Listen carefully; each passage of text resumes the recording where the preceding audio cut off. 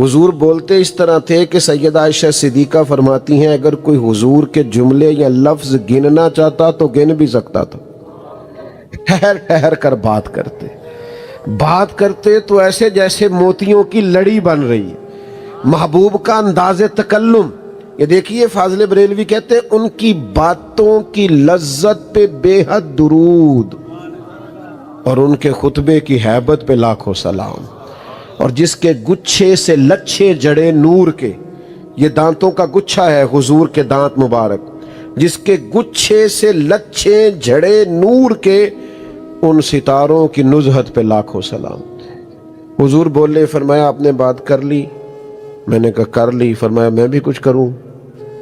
کہا کیجئے. تو فرماتے ہیں بس حضور نے سورہ فاتحہ ہی پڑھی اور میں نے پوچھ لیا یا رسول اللہ یہ کس کا کلام ہے؟ فرمایا اس رب کا جس کا میں رسول بن کے آیا ہوں.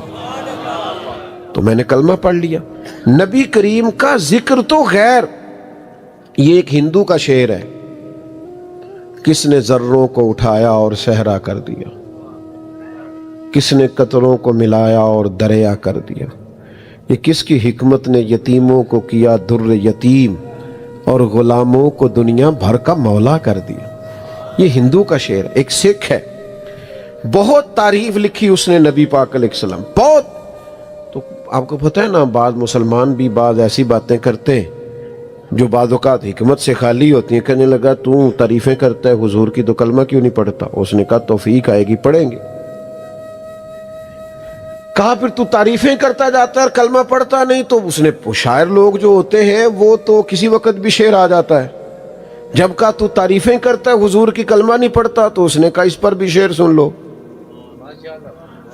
کہنے لگا عشق ہو جائے کسی سے کوئی چارہ تو نہیں، عشق ہو جائے کسی سے کوئی چارہ تو نہیں، اور صرف مسلم کا محمد پہ اجارہ تو نہیں. وہ تو عالمین کے رسول ہیں. انہوں نے کہا تو اڑی جارے داری ہے کہ تم تعریف نہیں کرنے دو گے، ہم کریں گے نا تعریف، ہمیں پیار ہے نا مدینے والے محبوب سے. عشق ہو جائے کسی سے کوئی چارہ تو نہیں، صرف مسلم کا محمد پہ اجارہ تو نہیں. میرا دل کرتا ہے میں مدینے والے کی نعت کہوں. وہ کہنے لگا میں تڑپتا ہوں رات کو، جی چاہتا ہے ان کی تعریف کروں. ان کی مہک نے دل کے غنچے کھلا دیے، وہ جس راہ چل دیے ہیں کوچے بسا دیے. میرے عزیز حضور کی تعریف کریں، نبی پاک صلی اللہ علیہ وسلم کا ذکر کریں. مجھے معاف کیجئے گا، ہمیں بڑی باتیں آتی ہیں، ہم باتوں میں کسی کو جیتنے نہیں دیتے. ہمیں بڑے جملے آتے ہیں، بڑی مثالیں آتی ہیں، بڑی کہاوتیں یاد کر رکھی، بڑا کچھ ہمیں پتہ ہے. لیکن حضور علیہ السلام کی تعریف میں دو باتیں کرنی پڑ جائیں، سیرت کے دو پہلو بات کرنے پڑ جائیں تو فٹافٹ بولتے ہیں جی میں تو ایڈا پڑھے ہی نہیں. باقی آپ کو سارا ہی پتہ ہے، باقی سب علم ہے. اور کریم کی بات کرنے کی بات آئی تو کہتا ہے میں پڑھا ہوا ہی نہیں ہوں. او خدا کے بندے، ہماری تو مائیں بیٹے کو جب بات سناتی تھیں اور جب تذکرہ سناتی تھی تو اس وقت ہی حسن محمد کی بولی بولتی تھی صلی اللہ تعالی علیہ وسلم. تو نبی پاک کا ذکر، یعنی آپ یہ تذکرہ چھیڑیں. تھوڑی دیر کے لیے غور کیجئے گا، میں کچھ عرض کرنے لگا ہوں. ایک مضمون ہے حضور معاف کر دیا کرتے. آپ یہ مضمون کسی سے نہ بیان کریں، اپنے آپ سے بیان کریں کہ حضور نے کس کس کو معاف کیا. یہ آپ خود سے دو چار باتیں اپنے آپ سے کریں، آپ کا اپنے بہت سارے دشمنوں کو معاف کرنے کو دل کرے گا. آپ تھوڑی دیر کے لیے حضور کی سخاوت کی تعریف کریں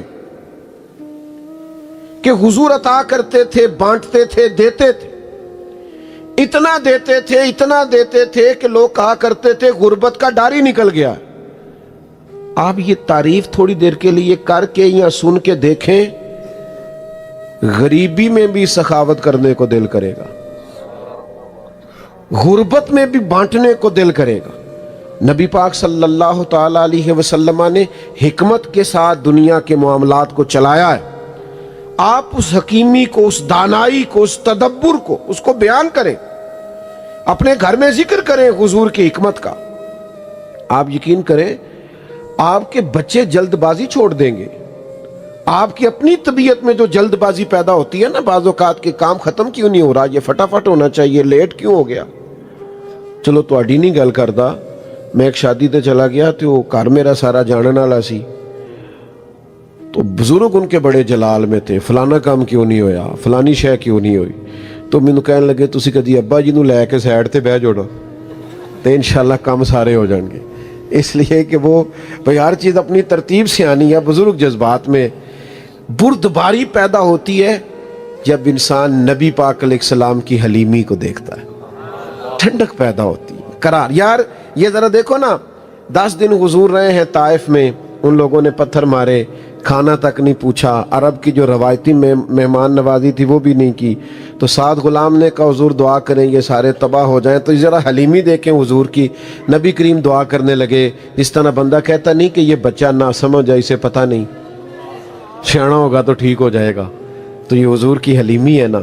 کریم فرمانے لگے یا اللہ انہیں ہدایت دے دے، انہیں پتہ ہی نہیں یہ کیا کر رہے ہیں، ابھی سیانے نہیں، انہیں سمجھ نہیں. یا رسول اللہ 10 دن قیام کیا ہے، غلام عرض کرتا ہے 10 دن قیام کیا ہے اور آپ پھر بھی یہ دعا کر رہے ہیں. حضور فرمانے لگے یہ وقار ہونا چاہیے، ٹھہراؤ ہونا چاہیے. یعنی پتھر مارنے والے کے لیے سخت رد عمل آتا ہے نا، شدت مزاج میں پیدا ہوتی ہے نا، انسان اس کے بارے میں سخت بات سوچتا کرتا ہے کہ میں دیکھ لوں گا پھر تمہیں پتہ چلے گا میں کون ہوں. لیکن جب غلام نے کہا حضور دعا کریں یہ تباہ ہو جائیں، تو فرمایا نہیں بھئی تباہی کی دعا نہیں کرنی. یا رسول اللہ وہ کیوں؟ فرمایا یہ نہیں نہ مانتے تو ہمیں امید ہے ان کی آنے والی نسلیں مان جائیں گی. یہ بردباری پیدا ہوگی اگر آپ ذکر رسالت مآب کریں گے. یہ جو ہمارے مزاجوں میں تلخی آئی ہے نا، بے چینی آئی ہے، بے قراری آئی ہے، الجھاؤ آیا ہے، ذہنی تناؤ آیا ہے، ہر ایک کے بارے میں بدگمانی آئی ہے. مجھے ایک دوست نے آ کے کہا کچھ لوگ پیروں مولویوں کے بارے میں کہتے ہیں کہ یہ لوگ ٹھیک نہیں، اللہ ماشاءاللہ بڑا سخت رویہ ہے. میں ہنس پڑا. میں کیا صرف پیراں دے بارے مولویاں دے بارے آندے نے، پولیس والے دے بارے کی آندے نے، تے وابڈا والے نو روز پھلاں دے ہار پہناندے نے. سب کے بارے میں ہمارا یہ حال ہے، کسی کو چھوڑا ہی نہیں، رویے میں سختی آ گئی، سب کے بارے میں یہی حال. تو جب آپ ذکر رسالت مآب کریں گے تو نرمی آئے، فضا میں اطمینان پیدا ہوگا. جب نبی پاک علیہ السلام کی سیرت مبارکہ، اوصاف مبارکہ، فضائل، خصائل، شمائل یہ آپ بیان کریں گے تو آپ خود محسوس کریں گے کہ آپ کی سیرت کی تعمیر ہو رہی، آپ کی شخصیت کی تعمیر ہو رہی، آپ کے اندر نکھار آ رہا. آپ محسوس کریں گے کہ آپ کی روح آہستہ آہستہ پرواز کر رہی ہے. لیکن وہ صرف اور صرف حضور کی سیرت سے ہوگا، اس کے علاوہ ممکن نہیں ہے. خلاف پیمبر کسے راہ گزیر، حضور علیہ السلام کا رستہ چھوڑ کے دوسرا کوئی رستہ مل سکتا نہیں ہے. تو میرے عزیز ہر موقع پر حضور کا ذکر کریں. کرتے ہیں ہم حضور کا ذکر، پر کلاں والے دن، 10ویں والے دن ناراض ہو گئے ہو، مہندی والے دن کدا ذکر کر دے ہو، برات والے دن بڑے بڑے حاجی نمازی اللہ ماشاءاللہ، بڑے بڑے مذہبی اسٹیجوں پہ نظر آنے والے اللہ ماشاءاللہ. ہم تو آپ کو تب دیندار مانیں گے جب آپ کے گھر میں شادی ہوگی تو آپ دین پہ عمل کریں گے، ورنہ تو ادھار ٹوپی پکڑ کے کوئی بھی کسی جگہ پہنچ جاتا ہے. اس میں کیا ہے؟ پتہ تب چلے گا جب آپ حضور کا ذکر کریں گے شادی والے دن اور ولیمے والے دن اور مہندی والے دن. آپ کہیں گے یہاں کوئی ایسا کام نہیں ہوگا جو حضور کے ذکر سے ہٹ کے ہو. یہ کیا بات ہوئی کہ محفل ہے تو پھر بھی وہاں آپ کا قبضہ ہے، اور کوئی شور شرابہ ڈھول ڈمکا ہے تو پھر بھی آپ ہی سب سے آگے. دو رنگی چھوڑ کے یک رنگ ہو جا، سراسر موم ہو جا یا پھر سنگ ہو جا. ایک ہی رستہ ٹھیک ہوتا ہے. دو کشتیوں کا مسافر کبھی کنارے پہنچتا کی کہی دا دو کرانا پرونا، اللہ ہی خیر کرے. تو بھائی یاد رکھو حضور کا ذکر پاک ہر لمحہ، ہر لحظہ، ہر وقت. اور یہ بڑی شان والا بندہ ہے جو نبی پاک کا ذکر کرتا ہے. وہ بڑی عظمت والے لوگ ہیں جو حضور کے ذکر کا اہتمام کرتے ہیں. وہ بڑے باکمال لوگ ہیں جو ذکر مصطفیٰ صلی اللہ علیہ وسلم سننے کے لیے آتے ہیں. بہت ساری ایسی باتیں میں کرنا نہیں چاہتا،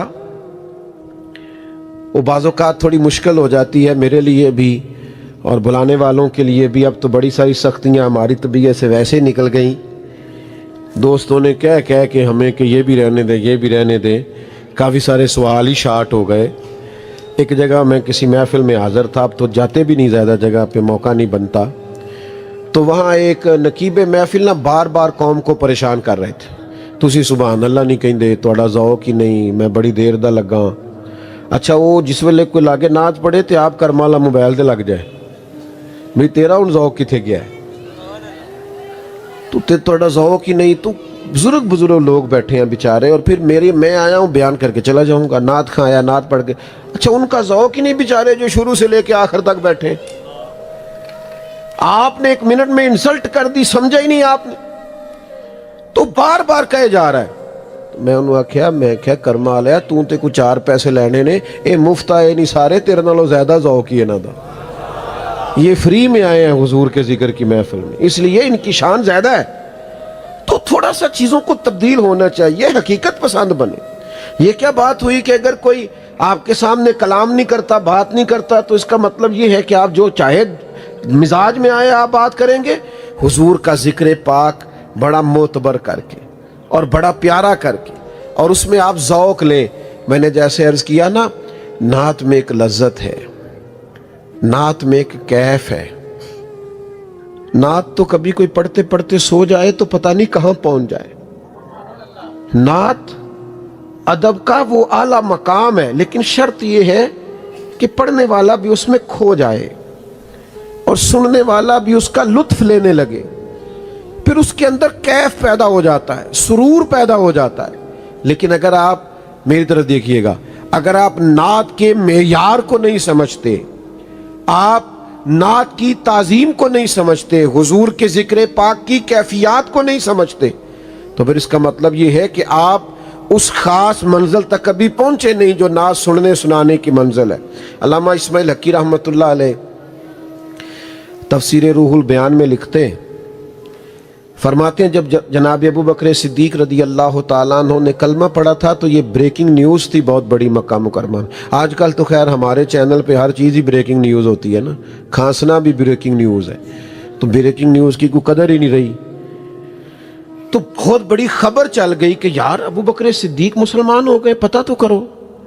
اتنا بڑا تاجر اور صاحب رائے آدمی اور بڑا سنجیدہ فکر آدمی، بڑا بردبار حلیم الطبع نفیس انسان، تو یہ بڑی انوکھی خبر تھی۔ اور پھر تاجر گھاٹے کا سودا بھی نہیں کرتے، جناب صدیق مسلمان ہو گئے، آج کل کا معیار نہیں۔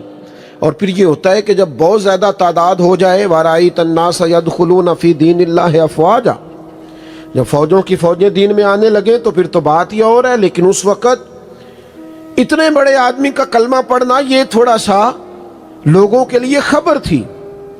تو آپ کو پتہ ہے جس فیلڈ کا آدمی ہوتا ہے اس کے دوست بھی اسی مزاج کے ہوتے ہیں۔ جناب صدیق اکبر رضی اللہ تعالیٰ عنہ بڑے تاجر تھے،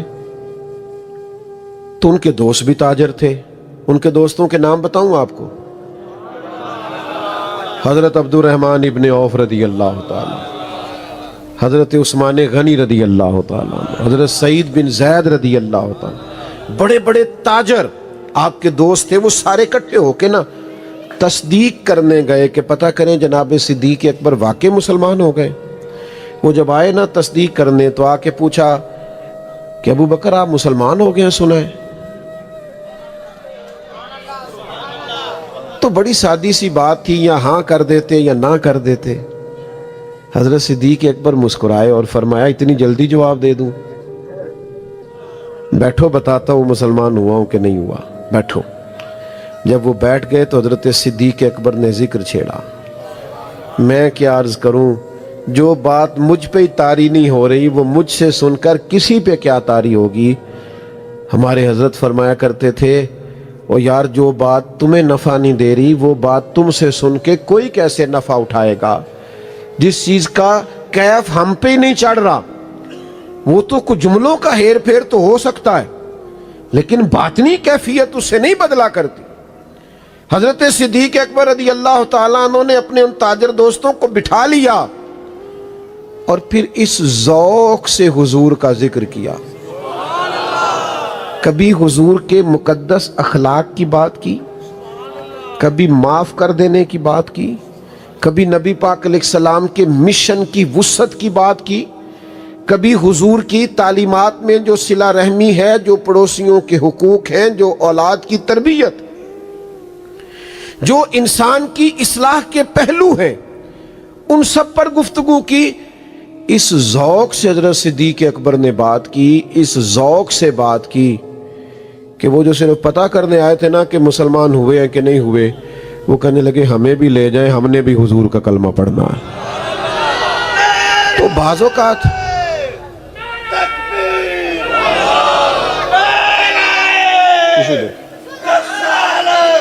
چلو دے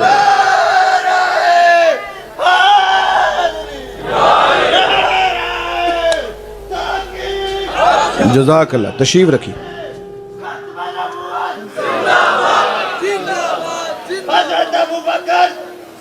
ماشاء اللہ تشریف رکھی. تشریف. میں ویسے ساری تقریر بغیر نعروں کے کر لیتا ہوں. انشاءاللہ نہ داد نہ امداد، آپ خالی سنیں. عزیز دوست، آپ دین کی کوئی بات بھی جب تک وہ آپ پر طاری نہیں نہ ہوگی، اَتَأْمُرُونَ النَّاسَ بِالْبِرِّ وَتَنْسَوْنَ أَنفُسَكُمْ، لوگوں کو بھلائی کا حکم دیتے ہو، اپنے آپ کو بھول جاتے ہو. جب تک کوئی چیز آپ پر طاری نہیں ہوگی، آپ کا رویہ پھر کسی جگہ پہ دفاعی تو ہوگا، لیکن آپ اس طرح سے اس کام کو بتا نہیں سکیں گے. تو کیف لیں حضور کے ذکر پاک کا، سیرت مبارکہ کو پڑھیں تو اس کا پورا سرور حاصل کر. اور ایک اور بات بھی آپ سے عرض کروں، جس طرح سارے ذکر ہوتے ہیں نا، ساری تقریریں ہوتی ہیں، ساری محفلیں ہوتی ہیں، حضور کا ذکر اس طرح نہیں ہے. اس کی تعظیم ہے، اس کی توقیر ہے، یہ تھوڑا سا ہٹ کے ہے. اس کے لیے حکمت کی ضرورت ہے، دانائی کی. بغیر تدبر کے یہ کام نہیں کریں. کچھ لوگ کہتے ہیں جی میں سچ بولتا ہوں، تو بعض لوگوں کو برا لگ جاتا ہے. سچ کبھی بھی برا نہیں ہوتا، بعض لوگوں کا لہجہ برا ہوتا ہے. دنیا میں سب سے زیادہ سچ حضور نے بولا ہے، اور اتنا پیارا کر کے بولا ہے کہ روحوں تک اتر گیا. تو آپ اپنے لہجے کو درست کریں. یہ کیا بات ہوئی کہ سچ کڑوا ہوتا ہے؟ سچ تو بڑا میٹھا ہوتا ہے. وہ تو بندہ رات کو بھی سوچتا ہے کہ بندہ کہہ تو ٹھیک رہا تھا، اسی وقت ضمیر کے ساتھ وہ بات ٹیلی کر جاتی ہے، ٹھیک کہہ رہا ہے. تو میرے عزیز، تھوڑا سا اس میں تعظیم، توقیر. کسی جگہ حضور نے نہیں فرمایا کہ میری کوئی حدیث تم نے لکھنی ہے تو پہلے تم نے 2 رکعت نماز نفل پڑھنی ہے. نہیں کہا سرکار نے. پہلے وضو کرنا، غسل کرنا، نیا لباس پہننا یا دھلا ہوا پہننا، حضور نے یہ تاکید نہیں کی. لیکن امام بخاری رحمۃ اللہ علیہ نے جب بھی حضور کی کوئی حدیث لکھی ہے، پہلے 2 رکعت نماز نفل ادا کی ہے. پہلے آپ نے لباس بدلا ہے، اس کو خوشبو لگائی ہے، وضو فرمایا ہے. کیوں؟ اس لیے کہ ذکر رسالت مآب صلی اللہ تعالی علیہ وسلم کے لیے مسلمان کو جو ذہنی طور پر، فکری طور پر، روحانی طور پر تیاری کی ضرورت، وہ تیاری کرنا چاہیے. ہم نے آج تقریروں کو بھی اس طرح کا بنا دیا ہے، ماحول اس طرح کا بنا دیا ہے. جیسے ابھی میں آپ کی خدمت میں گزارش کر رہا تھا کہ مذہبی اسٹیجوں اور مذہبی محفلوں میں بھی اگلی نشستیں نوٹوں والوں کی ہوتی ہیں، چونکہ ان کے ہاتھ میں پیسے ہیں، لہذا اگلی سیٹوں میں بیٹھیں گے. تو عزیز، جب تک آپ وہ معیار نہیں بدلتے، وہ رنگ نہیں تبدیل کرتے، اتنی دیر تک ماحول میں وہ تاثیر پیدا نہیں ہو سکتی. اسلام نے پابندی لگائی ہے کہ بغیر وضو کے نماز ہو سکتی نہیں ہے. اس کے اوقات رکھے ہیں، ہمیں نظم و ضبط کا پابند کیا. ایک شخص کہتا میرا دل کر رہا ہے میں رات کو 2 بجے فجر پڑھوں، تو اس کی نہیں ہوگی. کتابم موقوتا، مقررہ وقت پہ نماز ہو. تو ذکر رسالت مآب صلی اللہ تعالی علیہ وسلم کا جو ادب ہے، اس کو ذرا سمجھیے گا. حکمت سے، دانائی سے، تدبر سے، فہم و فراست سے اس ذکر کو آگے روایت کرنے کی ضرورت ہے. 2 بھائی ہیں، مثال دے رہا ہوں. 2 بھائی ہیں سگے، ایک بڑا ہے ایک چھوٹا ہے، لیکن چھوٹے کی تعلیم زیادہ ہے. اس نے اچھی ڈگریاں حاصل کی ہیں، اعلیٰ معیار کی تعلیم پائی ہے، ماسٹر کیا اچھے نمبرز میں، پھر اس نے ایم فل کیا، پھر اس نے پی ایچ ڈی کر لی، پھر اس نے کچھ اور مزید رسوخ پیدا کیا، تحقیق ریسرچ کی، آگے بڑھا، لیکن بڑے ہونے کے باوجود زیادہ پڑھ نہیں سکا، اگرچہ بڑھا ہے۔ پھر چھوٹے کی تعلیم زیادہ تھی تو اس کو نوکری بھی بڑی اعلیٰ ملی، اور پھر اس کے پاس وسائل بھی زیادہ ہوئے اور گاڑی بھی اچھی ملی۔ اب دونوں بھائی ایک دن گاؤں آئے ہوئے تھے واپس، یا جہاں رہتے تھے یا ویسے کسی مقام پہ موجود تھے، تو ایک بندے نے ان سے پوچھا تم میں سے بڑا کون ہے؟ تو اس نے تعلیم پوچھی ہے کہ عمر پوچھی ہے؟ جلدی بتائیے۔ اس نے پیسے پوچھے ہیں کہ عمر؟ بھئی آپ دونوں میں سے، سادی سی بات ہے، اس نے عمر پوچھی ہے، یہ عمر ہی پوچھی جاتی ہے، اس میں نہ رتبہ پوچھا جاتا ہے، نہ عہدہ پوچھا جاتا ہے، نہ منصب اور وسائل پوچھے جاتے ہیں۔ لیکن جب بات ہو نا حضور کے ذکر پاک کی، پھر رویہ بدل جاتا ہے۔ ویسے دو بھائیوں سے پوچھا جائے بڑا کون ہے تو وہ عمر ہی پوچھی ہے، تو وہ چھوٹا بھی کہے گا جی یہی بڑے ہیں جی، اور ہر آدمی کہے گا جی یہ بڑا ہے یہ چھوٹا ہے۔ بالکل سادی سی بات ہے، کوئی مذائقہ نہیں، اور کہنا بھی ایسے چاہیے، درست بھی یہی ہے۔ لیکن جب حضور کے ذکر کی بات آئے گی تو انداز ذرا بدلے گا۔ حضرت عباس رضی اللہ تعالیٰ عنہ نبی پاک صلی اللہ علیہ وسلم کے چچا ہیں۔ ان سے کسی نے پوچھ لیا آپ بڑے ہیں کہ حضور؟ تو جو پوچھ رہا ہے نا وہ بھی جانتا ہے کہ نبی پاک امام الانبیاء ہیں، وہ جانتا ہے سید الرسل ہیں، وہ جانتا ہے تاجدار انبیاء ہیں علیہ السلام۔ اس نے پوچھا آپ بڑے ہیں کہ حضور؟ لیکن یہ ہے ذکر رسالت ماب کا طریقہ۔ حضرت عباس پہلے رکے، پھر خاموش ہوئے، مجھے لگتا ہے جملے تلاش رہے تھے، فکرے ڈھونڈ رہے تھے حضور کی بات کرنے کے لیے، ادب والے فکرے۔ کچھ دیر خاموش ہوئے، پھر بولے، فرمانے لگے کیا پوچھا؟ جی میں نے پوچھا تھا آپ بڑے ہیں کہ حضور؟ فرمانے لگے بڑے تو حضور ہی ہیں، پیدا پہلے میں ہوا تھا، وہی بڑے ہیں، وہی بڑے ہیں، پیدا پہلے۔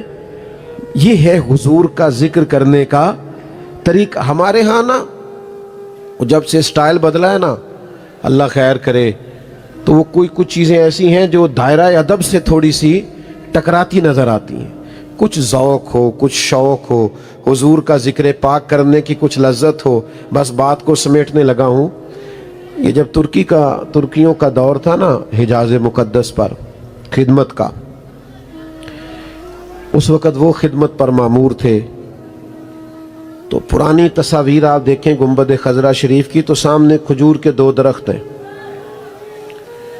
تو اس زمانے میں آج بھی خیر جو لوگ کچھ صاحب قلم ہیں یا کچھ شعری ذوق رکھتے ہیں، عربی کا، فارسی کا، اردو کا، تو وہ وہاں رات کو جب بیٹھتے ہیں تو کچھ محفلیں جمتی ہیں، اپنا اپنا ذوق ہوتا ہے، تو کچھ لوگ اس پر بھی کچھ لطف اندوز ہوتے ہیں۔ تو اس زمانے میں رات کو مختلف زبانوں میں لوگ بیٹھتے تھے اور حضور کے لیے شعر کہا کرتے تھے۔ تو اب وہ سامنے 2 درخت ہیں گنبد خضرا شریف کے، تو ایک ہندی شاعر نے شعر کہا۔ آپ کی توجہ ہے میری بات پر؟ شعروں سے پریشان تو نہیں ہوتے؟ جی جی۔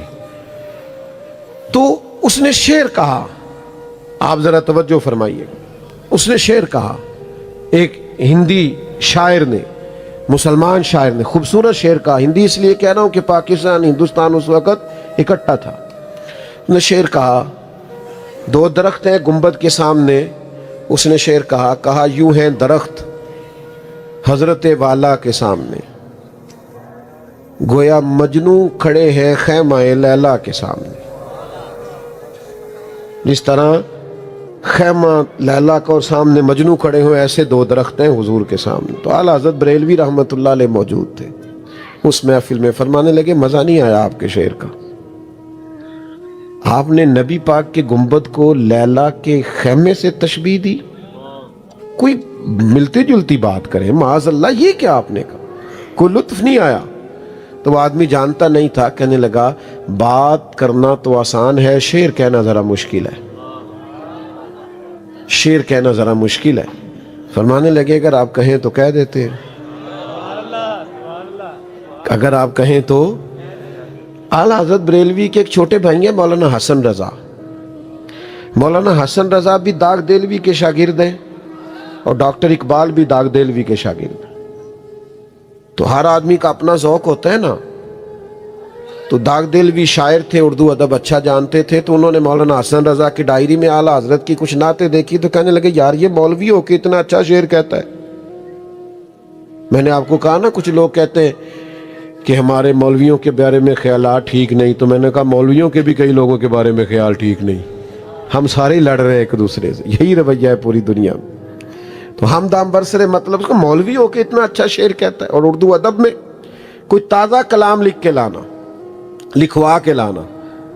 تو اعلیٰ حضرت کی خدمت میں مولانا حسن رضا نے کہا تو فاضل بریلوی کا طریقہ تھا کہ دیر تک درود و سلام پڑھتے تھے اور پھر اس کے بعد نعت کہتے تھے۔ تو پھر اعلیٰ حضرت نے یہ نعت کہی، ان کی مہک نے دل کے غنچے کھلا دیے۔ یہ اس پر غور کریں، ان کی مہک نے دل کے، وہ جس راہ چل دیے ہیں کوچے بسا دیے، یعنی حضور گزر جائیں تو بستیاں آباد ہو جاتی۔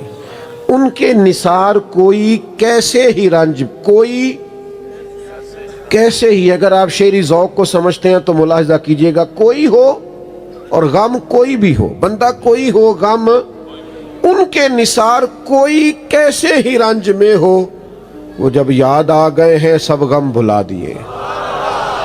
تو یہ شعر اس ترتیب سے اعلیٰ حضرت رحمت اللہ نے لکھے۔ تو ابھی مقطع اس کو کہتے ہیں جس میں شاعر کا نام بھی یا تخلص بھی آتا۔ ابھی مقطع کہنا تھا کہ ٹرین آ گئی، مولانا ڈائری پکڑی اور دلی چلے گئے۔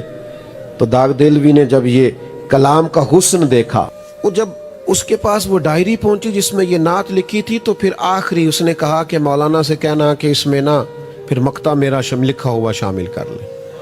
ان کی مہک نے دل کے غنچے کھلا دیے ہیں، جس راہ چل دیے ہیں، اس نے کہا مقطع میرا لکھ لیں کہ ملک سخن کی شاہی تم کو رضا مسلم، تم تو جس راہ چل دیے ہو سکے بٹھا دیے۔ تو کمال ہوتا ہے کہ آپ اپنے علم و فن کے ساتھ تبلیغ دین اور ذکر رسالت مآب صلی اللہ تعالیٰ علیہ وسلم میں مشغول ہو جائیں، یہ کمال ہے۔ تو خیر بات کو سمیٹنے لگا ہوں۔ ان سے جب کہا گیا نا کہ یہ شعر آپ نے کیا کہا کہ درخت کھڑے ہیں خیمہ لیلا کے سامنے، تو کہنے لگا آپ کہہ دیجئے۔ تو پھر اعلیٰ حضرت نے شعر کہا، فرمایا یوں ہیں درخت حضرت والا کے سامنے، یوں ہیں درخت حضرت والا کے۔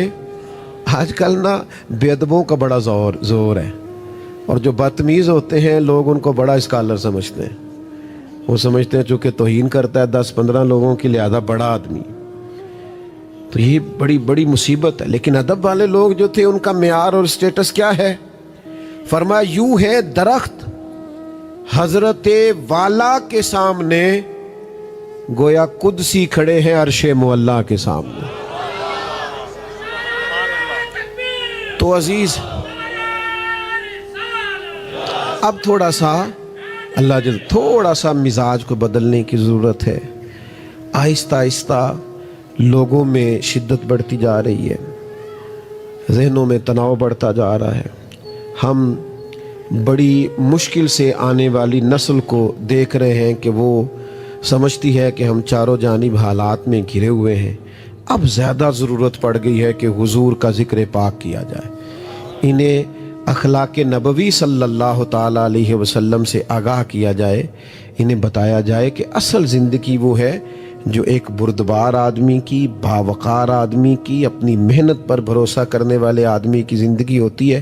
شارٹ کٹ کا رستہ، کوئی غلط رستہ، کوئی ناجائز رستہ، کوئی ایسا رویہ جس سے کہ انسان کی وزاداری پہ حرف آئے، اس سے اپنی نسل نو کو بچانے کے لیے خوبصورت محافل خوبصورت انداز میں سجانے کی ضرورت ہے۔ دعا کرتا ہوں جو میں نے کہا اللہ قبول فرمائے۔